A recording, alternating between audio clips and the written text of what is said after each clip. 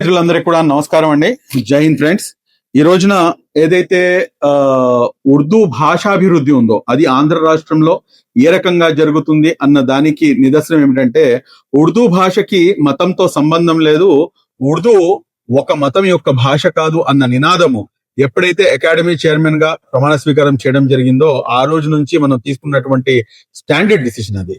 కాబట్టి ఈ రోజున మనం మొత్తం రాష్ట్రంలో ఎంతమంది అయితే నాన్ ముస్లిమ్స్, అంటే కేవలం ఉర్దూ భాష అంటే ఇదేదో ముస్లింల భాష అని చెప్పేసి మనం అందరం కూడాను అనుకుంటున్నాం. కానీ ఉర్దూ భాష కేవలం ముస్లింల భాష కాదు అని చెప్పేసి మన ఆంధ్ర రాష్ట్రంలో ఉన్నటువంటి విద్యార్థులు, ఉపాధ్యాయులు, లెక్చరర్లు నిరూపించారు.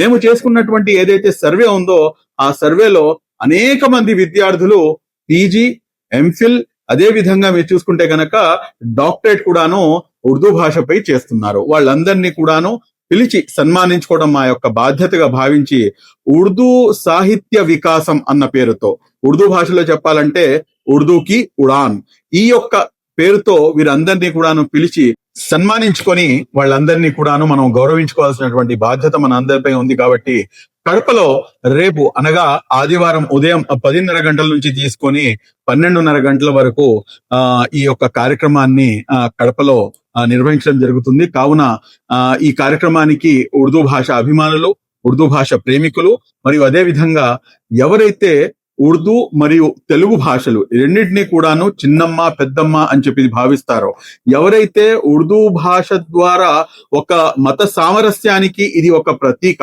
ఉర్దూ భాష మరియు తెలుగు భాష ఒక అమ్మకి పుట్టినటువంటి సంతానంగా ఎవరైతే భావిస్తారో వాళ్ళందరూ కూడాను ఆహ్వానితులే. Thank you very much. జై హింద్.